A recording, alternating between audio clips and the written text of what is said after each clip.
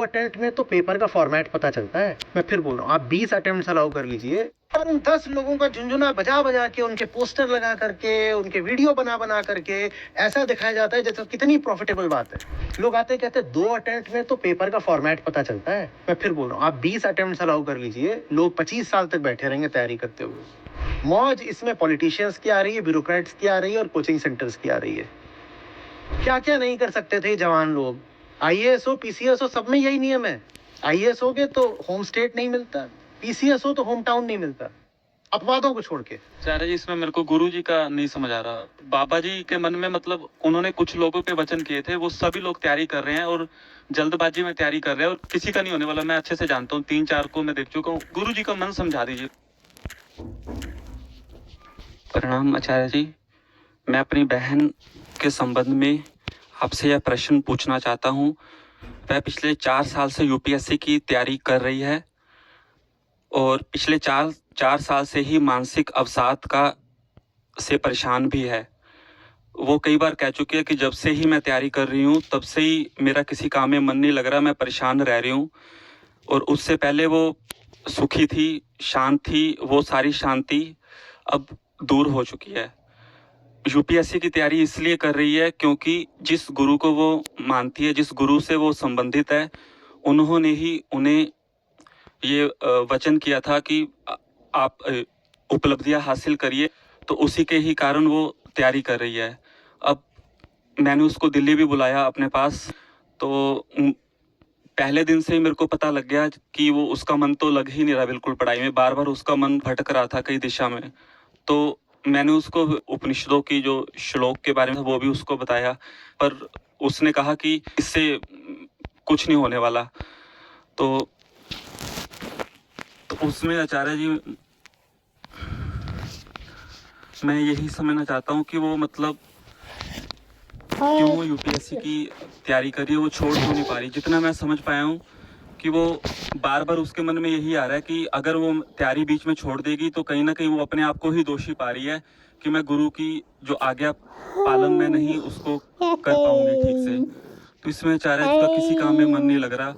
थोड़ा सा मतलब दिन में जैसे 1-2 घंटा वो पढ़ लेती है, फिर घर के काम तो ऐसे ही जा रहा है। 4-5 अटेम्प्ट दे चुकी है और वो कह रही है 10 अटेम्प्ट ही मेरे पास और होंगे, मैं दूंगी, क्योंकि उसके माइंड में गुरुजी यूपीएससी की तैयारी करवा रहे हैं।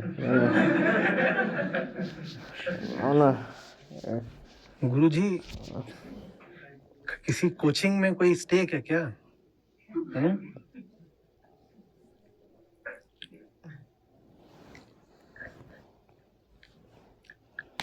इसमें इतना क्या ताज्जुब की बात है कि क्यों कर रही है? क्योंकि हम अपने तो होते नहीं, हम तो माहौल के होते हैं। आप माहौल बना दोगे, सरकारी नौकरी, पावर, सिक्योरिटी, ग्लैमर, चारों तरफ से वही चीज बरसने लगेगी, तो हर लड़के लड़की को लगता है कि मुझे भी वही मिल जाए। इसमें इतने अचंभे की क्या बात है?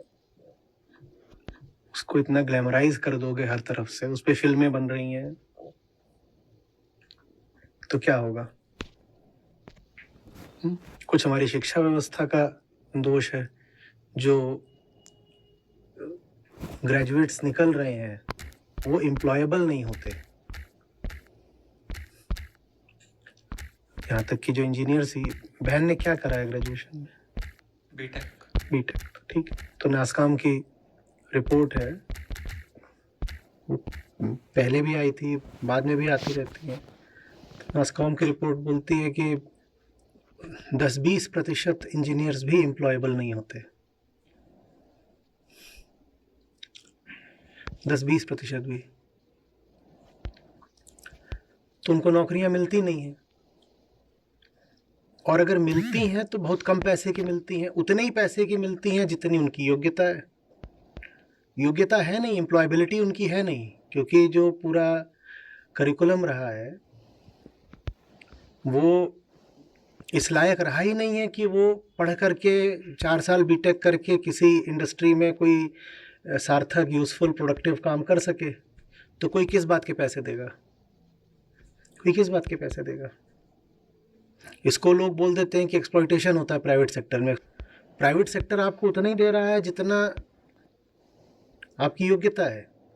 एक्सप्लॉइटेशन अगर किया है तो एकेडमिक्स ने करा है, आपके कॉलेज और यूनिवर्सिटी ने करा है, उन्होंने करा है एक्सप्लॉइटेशन। उन्होंने 4 साल में आपको इस लायक नहीं बनाया कि इंडस्ट्री आपको पैसे दे।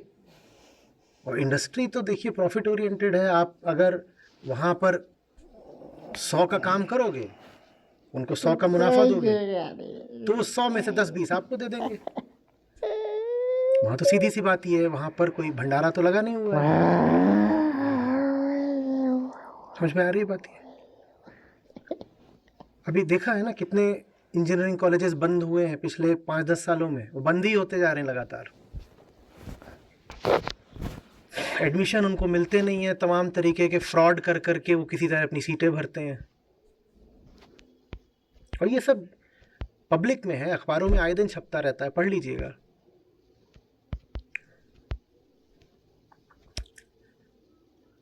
तो फिर वो जो कैंडिडेट निकलता है वो कहता है कि मैं प्राइवेट सेक्टर में नौकरी करूं, मुझे 8-10 हज़ार मिलेगा या 10-15 हज़ार मिल जाएगा, आता जाता मुझे कुछ है नहीं। बेइज्जती और होती है।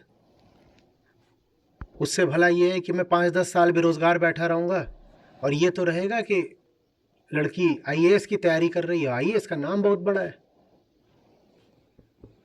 दुनिया के किसी देश में ब्यूरोक्रेसी को उतना सम्मान नहीं जितना भारत में है। ये कॉलोनियल हैंगओवर है और ये प्राइवेट सेक्टर की विफलता का सूचक है। प्राइवेट सेक्टर में अच्छी नौकरियां होती तो इतने करोड़ों लोग सरकारी नौकरियों की ओर नहीं भाग रहे होते। और मज़ेदार बात यह है कि प्राइवेट सेक्टर को पनपने भी इसीलिए नहीं दिया जाता ब्यूरोक्रेसी के द्वारा, क्योंकि प्राइवेट सेक्टर अगर पनप गया तो ब्यूरोक्रेसी की इज्जत कम हो जाएगी। मेरा बैच था 99 की बात कर रहा हूँ, आईआईटी दिल्ली का बैच। तो 90 के पूरे दशक में यूपीएससी की टॉप 50 रैंक्स में कुछ नहीं तो 10 से 20-25 आईआईटीएन रहते होंगे। इससे ज़्यादा होते हो तो होते हो, 10 से कम तो कभी ना हो। टॉप 10 में ही 3-4-5 आईआईटीएन होते थे। कुछ एक साल तो ऐसे गए हैं कि टॉप 5 रैंक में से 3 या 4 आईआईटी वाले। ये सब 90 के दशक में चलता रहता था। लेकिन 90 का दशक खत्म होते होते 99 का मेरा दशक आया जब, तो पहली बात तो हमारे कैंपस से बहुत कम लोगों ने यूपीएससी का फॉर्म भरा और कुल 2 लोगों का उसमें सिलेक्शन हुआ था, जिसमें एक मैं था।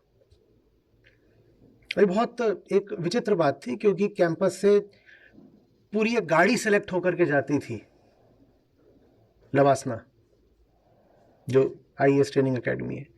मेरे साल में सिर्फ 2 लोगों का सिलेक्शन हुआ फाइनल। नमस्कार दोस्तों, आप सबों का सपना एक नौकरी को पाना है।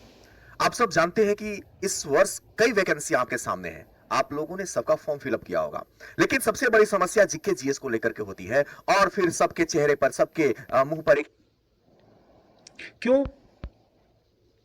क्योंकि लिबरलाइजेशन के बाद से, इकोनॉमी के 91 में खुलने के बाद से हम देख रहे थे, हम सोच रहे थे कि ब्यूरोक्रेसी को जो ये ओवरसाइज्ड इज्जत और इम्पोर्टेंस मिला हुआ है ये हटेगा। और ऐसे लक्षण भी आ रहे थे कि अब प्राइवेट सेक्टर आगे बढ़ेगा और ज़बरदस्ती ही भारत में ब्यूरोक्रेसी इतना सर चढ़ के बैठी है, इतना इनका महत्व नहीं रह जाएगा। मेरी भी यही उम्मीद थी कि ये ब्यूरोक्रेसी वाला मामला कुछ पर ऐसा हुआ नहीं। शताब्दी बदल गई, हम वर्तमान शताब्दी में आ गए, लेकिन ब्यूरोक्रेसी का महत्व कम होने की जगह मैं देख रहा हूँ और बढ़ता ही जा रहा है। ब्यूरोक्रेसी का नहीं बढ़ रहा है, यूपीएससी सिलेक्शन का बढ़ रहा है। वो बहुत ज़बरदस्त तरीके से ग्लैमराइज हो गया है और इसके पीछे बहुत बड़ा जो एक रोल है वो कोचिंग इंडस्ट्री का भी है। ये अरबों की इंडस्ट्री है और यूपीएससी की उतनी बड़ी नहीं है जितनी बड़ी आईआईटी की है, पर यूपीएससी की भी खासी बड़ी है। ये सब आंकड़े भी पब्लिक डोमेन में आप देख लीजिएगा। अब अगर उस इंडस्ट्री को फलना फूलना है तो उन्हें अपने ग्राहक तैयार करने पड़ेंगे ना। बिना ग्राहक के कौन सा उद्योग चलता है? और ग्राहक तैयार हो इसके लिए आईएएस को ग्लैमराइज करना बहुत जरूरी हो जाता है। पर कोचिंग इंडस्ट्री ग्लैमराइज करे तरीके तरीके से हो तो समझ में आता है। गुरुजी ने ग्लैमराइज किया ये नहीं समझ में आया मुझे। जो भी होगा गुरुजी का मालूम नहीं। गुरुजी ने शायद अपनी जवानी में बहुत सारे अटेम्प्ट दिए हों। तो यही सब चल रहा है। इसके बहुत तरह के कारण हैं, बहुत तरह के इसके कारण है। प्राइवेट सेक्टर को एनफीबल करना, कमजोर करना बहुत जरूरी है। जो व्यक्ति ब्यूरोक्रेट बनकर बैठ गया है उसका अहंकार भी बहुत बड़ा हो जाता है। उसको अच्छा नहीं लगता कि प्राइवेट सेक्टर का सीईओ उससे ज्यादा सम्मान वगैरह पा रहा है। पैसा तो सीईओ प्राइवेट वाला ज्यादा पाता ही है, इज्जत भी ज्यादा पाने लग जाए तो जो पुरानी अंग्रेजी कॉलोनियल मानसिकता है हमारी ब्यूरोक्रेसी की, उसको चोट लगती है। तो दुनिया में मैं कह रहा हूं बहुत कम देश बचे हैं जहां ब्यूरोक्रेसी इतनी छाई हुई है जितनी भारत में।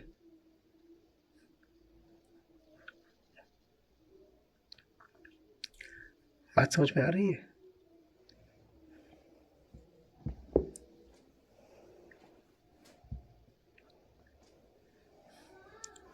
एक और उसका जो संबंधित पक्ष है वो बेरोजगारी का है। अब प्राइवेट सेक्टर को फलने फूलने का मौका दिया नहीं गया तो प्राइवेट सेक्टर नौकरियां बहुत दे नहीं सकता। उसके पास गुंजाइश ही नहीं है कि बहुत नौकरियां दे पाए। वो देना चाहे भी तो मैंने कहा एम्प्लॉयबिलिटी की समस्या है।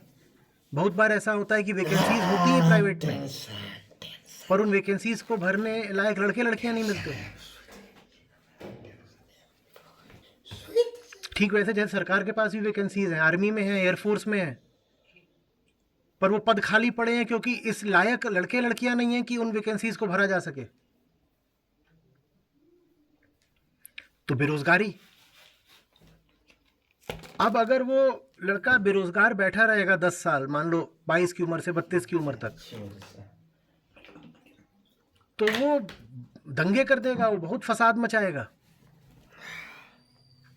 इससे अच्छा ये है कि उसको एक झुंझुना दे दो जो 10 साल तक बजाता रहे कि मैं 10 साल तक अब यूपीएससी का झुंझुना बजा रहा हूँ, मैं तो तैयारी कर रहा हूँ। इससे उसको थोड़ी इज्जत मिल जाती है।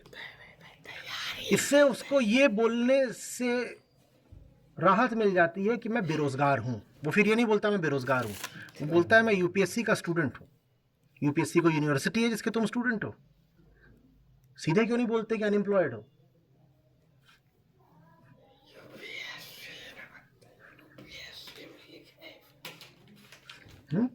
यूनिवर्सिटी पब्लिक सर्विस कमीशन,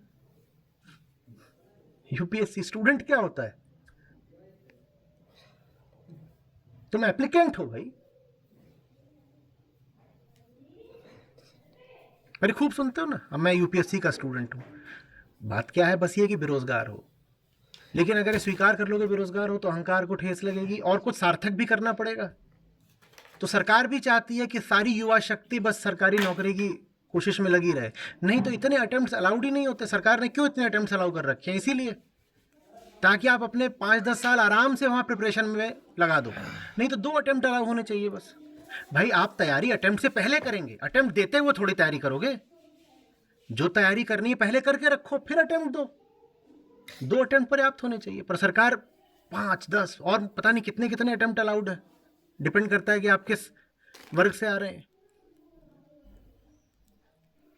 सरकार के लिए भी अच्छा है। नहीं तो ये लड़के सब सड़कों पे निकल आएंगे, रोजगार मांगेंगे। कहाँ है रोजगार?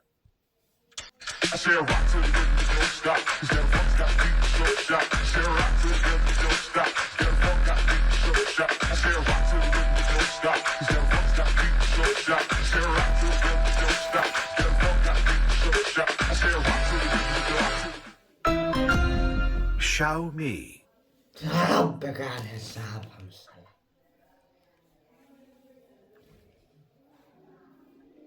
अरे दिमाग तुम खराब नहीं करो। भारत लूट की लेंगे, युवा लूट शक्ति की लेंगे। बर्बादी का बहुत बड़ा कारण ये सरकारी नौकरी का झुंझुना है। फिर लोग कहते हैं आप क्यों बोल रहे हो कि 5-10 अटेम्प्ट नहीं होने चाहिए? लीजिए मैं नाम बताता हूं। उमाशंकर दीक्षित, राजीव गुप्ता, मैं आपको 5 नाम बता रहा हूं, ऐसे 5 नाम कोई बता दिए जाते हैं। इन सब का एक का 5वें अटेम्प्ट में हुआ था, एक का 27वें अटेम्प्ट में हुआ था, एक ने 153 अटेम्प्ट दिए थे, इनका हुआ ना। और जब किसी का 27वें अटेम्प्ट में हो सकता है तो उम्मीद बाकी रखनी चाहिए। यही वजह है कि कोचिंग इंडस्ट्री और मोटिवेशन इंडस्ट्री ये एक हो चुके हैं। जितने कोचिंग उस्ताद हैं इन सबको आप मोटिवेशन देता भी पाओगे ताकि झुंझुना बचता रहे। भाई किसी भी बात का, बेसिक एजुकेशन की बात है, बेसिक लॉजिक की बात है, किसी भी चीज की उपयोगिता या अनुपयोगिता का फैसला एग्रीगेट लेवल पर करा जाता है, इंडिविजुअल लेवल पर नहीं। मतलब नहीं समझ में आ रहा? बताता हूं। 10,000 लोगों ने कोई परीक्षा दी, 10,000 लोगों ने। मैं ये देखूंगा ना कि इन 10,000 लोगों को एवरेज बेनिफिट कितना हुआ, या मैं ये देखूं कि इन 10,000 में से 10 लोगों को बेनिफिट कितना हुआ। 10,000 लोग कोई काम कर रहे हैं, 10,000 लोग कोई काम कर रहे हैं। आप मुझसे पूछो कि काम अच्छा है कि बुरा, तो मैं कैसे बताऊं आपको? मैं एग्रीगेट लूंगा 10,000 लोगों का और फिर उसे एवरेज आउट करूंगा। ऐसे ही तो बताया जाएगा ना, ऐसे ही तो बताया जाएगा ना। तो 10,000 लोगों ने अगर परीक्षा दी, उसमें से 10 का चयन हुआ, तो उसमें एवरेज प्रॉफिटेबिलिटी कितनी है? फिर 0 नहीं, नेगेटिव है, क्योंकि श्रम समय तो सब 10,000 लोगों को लगा है, पर उन 10 लोगों का झुंझुना बजा बजा के, उनके पोस्टर लगा करके, उनके वीडियो बना बना करके ऐसा दिखाया जाता है जैसे कितनी प्रॉफिटेबल बात है। बेसिक स्टैटिस्टिक्स नहीं आती, मीडियन निकालना नहीं आता, वेटेड एवरेज निकालना नहीं आता। क्या समस्या है? बीटेक करे बैठे हो, यूपीएससी की तैयारी कर रहे हो और प्रॉफिट और लॉस कैलकुलेट करना नहीं आता। 10,000 लोगों ने कहीं इन्वेस्ट करा और उसमें से 10 को फायदा हुआ, 9,990 लुट गए। तो बताओ एग्रीगेट लेवल पर ये एक्टिविटी पूरे देश के लिए फायदे की है, नुकसान की है? It's a huge national drain. देश के 10,000 लोग बर्बाद हुए, 10 को फायदा हुआ। ये नेशनल ड्रेन है कि नहीं? और ये नेशनल ड्रेन रोका जा सकता है, बस इतना कर दो, इतने अटेम्प्ट्स अलाउ मत करो। तुम अभी बढ़ा के 20 अटेम्प्ट्स अलाउ कर दो ना, तुम्हें 50-50 साल वाले भी वहीं बैठे मिलेंगे कि तैयारी कर रहे हैं अभी। तुम जितने अटेम्प्ट्स दोगे वो छोड़ के ही नहीं भागेगा आशा अपनी। 2 अटेम्प्ट्स पर्याप्त है। और क्यों नहीं होने चाहिए पर्याप्त, बताओ तो। लोग आते कहते 2 अटेम्प्ट में तो पेपर का फॉर्मेट पता चलता है। तुम कौन सी जगह से आए हो जहां तुम्हें फॉर्मेट एग्जाम से पहले नहीं पता था? मैं फिर बोल रहा हूं, आप 20 अटेम्प्ट्स अलाउ कर लीजिए, लोग 25 साल तक बैठे रहेंगे तैयारी करते हुए। और भारत की युवा शक्ति का इससे बड़ा क्षय दूसरा नहीं हो सकता। मौज इसमें पॉलिटिशियंस की आ रही है, ब्यूरोक्रेट्स की आ रही है और कोचिंग सेंटर्स की आ रही है। क्या क्या नहीं कर सकते थे जवान लोग अगर इन्होंने कहा होता कि हम तोड़ेंगे पहाड़, हम बनाएंगे अपने लिए नए रास्ते, हम कुछ करेंगे, देखते हैं क्या कर सकते हैं। पर जवान है, निकालेंगे कोई रास्ता। हमारे पास बुद्धि भी है, शक्ति भी है, करते हैं जो कर सकते हैं। पैसा नहीं है कोई बात नहीं, उस एक रिसोर्स की कमी है, पर हमारे पास उत्साह है, ऊर्जा है और बुद्धि है। हमें प्रयास करने दो। 10 साल में तो बहुत कुछ हो जाता, और अगर प्रयास करा होता कुछ अपना करने का तो 10 साल में सफलता सिर्फ 10 को नहीं मिलती। जब आप यूपीएससी में 10,000 लोग तैयारी करते हैं तो सफलता मिलती है 10 को। पर अगर ये 10,000 लोग सब लग करके अपनी जिंदगी में कुछ अच्छा करना चाहें, खुद अपना क्रिएटिव कुछ, तो 10,000 में से कम 2-4 हजार को सफलता मिल जाएगी।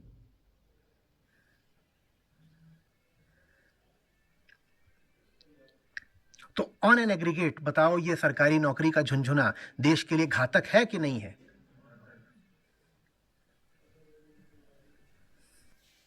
फिर लाचारी के तर्क आ जाते हैं, नहीं हम ये ना करें तो क्या करें?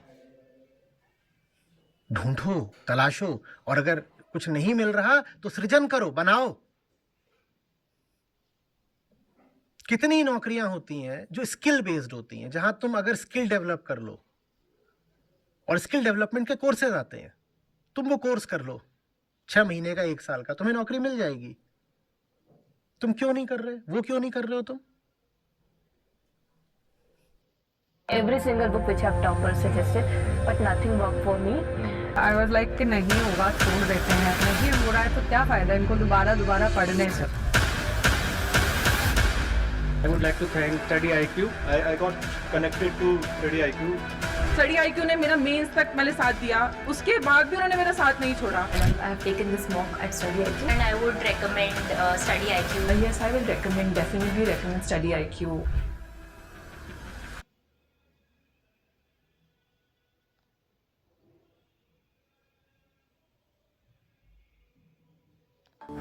This UPSC syllabus has no end here. How do I manage my time? And how do I know what to study and what not to? Syllabus is just one part. You need a strong exam strategy to crack it. But I'm not really sure how to approach this. Take guidance from the experts on Unacademy. Simple. Get the guidance and strategy for UPSC from the experts. Join free workshops and webinars by India's top educators only on Unacademy.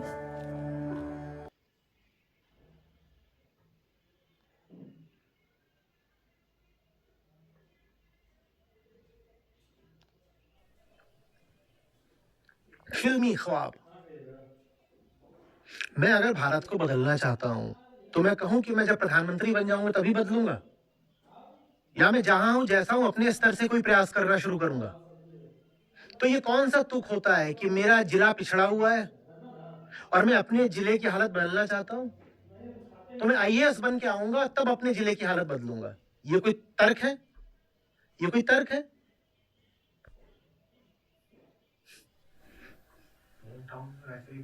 Home town में posting मिलनी नहीं है, home state नहीं मिलता, home state नहीं मिलता, home town तो छोड़िए आप। पर ये झूठा जो प्रोपेगेंडा फिल्मों के माध्यम से और डाल दो बीच में कि लड़की मिल जाएगी, फिर तो क्या नहीं क्या। वोटिंग वाले के साथ में मिलकर ही फिल्म बना लेना।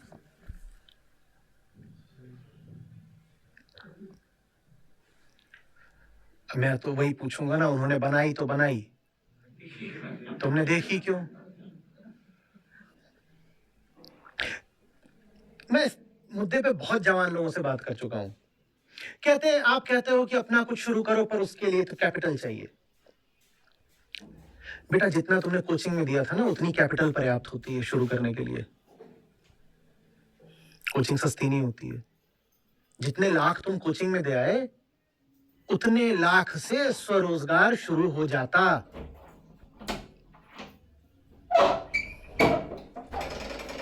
और थोड़ी शुरुआत करो तो फिर और लोग भी मिल जाते हैं जो पैसा लगाने को तैयार हो जाते हैं।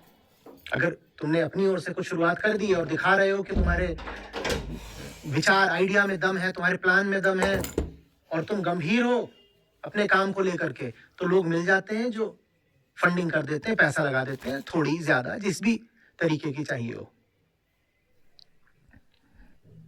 सब खुश हैं, सरकार खुश, ब्यूरोक्रेसी खुश, कोचिंग खुश, जो यूपीएससी के स्टूडेंट्स हैं उनके घर वाले खुश। लड़का कंपटीशन की तैयारी कर रहा है, सब खुश हैं। बस भारत की युवा शक्ति बर्बाद हो रही है, खुश सब है। ये कहां का तर्क है? सर्विस कौन सी मिलेगी ये नहीं पता होता। किसको पक्का भरोसा है कि टॉप 100 में ही रैंक आएगी? स्टेट कौन सा मिलेगा ये नहीं पता होता, पोस्टिंग क्या मिलेगी ये नहीं पता होता। और तर्क दे रहे हैं कि मैं अपने गांव की हालत ठीक करूंगा, और तुमको पोस्टल सर्विस मिल गई तो, तुमको ऑडिट अकाउंट सर्विस मिल गई तो, तुमको इंफॉर्मेशन सर्विस मिल गई तो, उससे तुम गांव का हालत का क्या उसका रिश्ता है? तुम्हें रेलवेज मिल गया, उस रेलवेज का तुम्हारे गांव से क्या रिश्ता है? तुम हो यूपी के रहने वाले, तुम्हें तेलंगाना मिल गया, तुम गांव कहां से अपना ठीक कर लोगे? लिखते भी है यूपीएससी थोड़ी लिखते हैं, आईएएस लिखते हैं। जैसे वो आईएएस का एग्जाम हो, IAS is just one of the services भाई, वहां 2 दर्जन और भी है सर्विसेज। और मुझे नहीं मालूम है आईएएस में कितनी सीट्स हैं, पर जब मैंने दिया था तो 25 सीट थी मुश्किल से जनरल कैटेगरी में, अब शायद 100 हो गई हैं। कितनी जनरल में किस रैंक तक मिल जाता है आईएएस? 70 वगैरह तक। ऐसे लिखते हैं जैसे कि जो लोग एग्जाम क्लियर करेंगे सबको आईएएस मिल जाएगा। चला तो फिर जब सारी मेहनत तुमने करी ली 10 साल तक तैयारी में ही, तो ये जो 10,000 में से 10 हैं जिनकी नौकरी लग भी जाती है, जब इनकी नौकरी लग जाती है तो कहते हैं सारी मेहनत अब हम कर चुके हैं, अब नौकरी में क्या करना है? आराम करना और खाना है। तो ये आराम करते हैं, खाते हैं। मैं कुछ अपवादों की बात नहीं कर रहा, अपवाद हर जगह होते हैं, एक्सेप्शंस, दिखा दिए। पर अधिकांशतः फिर यही होता है कि मेहनत तो सारी कर ली ना पहले ही, अब आराम करो और खाओ। तो फिर जब करप्शन का इंडेक्स निकलता है, ब्यूरोक्रेटिक एफिशिएंसी का इंडेक्स निकलता है, इन सब में भारत का स्थान बहुत नीचे रहता है। बहन को समझाइए कि उसके दिमाग पे कौन कौन से प्रभाव चढ़े हैं, जिस प्रक्रिया से गुजर करके वो अपने निर्णयों तक पहुंच रही है, उसको प्रक्रिया स्पष्ट करिए। बोली देखो, एक दिन था ना जब तुम कुछ जानती नहीं थी ना यूपीएससी के बारे में, एक दिन था ना भाई, यहाँ एक दिन था। तो अगर आप याद करो कि कैसे कैसे करके यूपीएससी वाली चीज तुम्हारे दिमाग में आई, याद करो, तो फिर उसको जरा समझ में आए कि पूरा प्रोसेस क्या रहा है, कैसे उसके दिमाग को कॉलोनाइज किया इस बेज ने। तो मैंने बाकी पूरी बात समझा दी कि उसमें अभी अनसुलझी पहेली और गुरु जी है, उनका मुझे कुछ समझ में नहीं आ रहा है, तो वो आप जानो वो क्या खेल है। बाकी जो मैं जानता था मैंने बोल दिया। 1,08,00,000 लोगों ने आरआरबी ग्रुप डी के फॉर्म्स भरे हैं और एग्जाम डेट भी आ चुकी है। कैसे करोगे अपना सिलेक्शन पक्का? महंगे कोर्स खरीद के नहीं, मात्र ₹1 में आपको मिलेगा आरआरबी ग्रुप डी का अंतिम संग्राम बैच, जिसमें रिकॉर्डेड बैच के साथ साथ previous year papers with live analysis, 5000 plus question की पीडीएफ, 16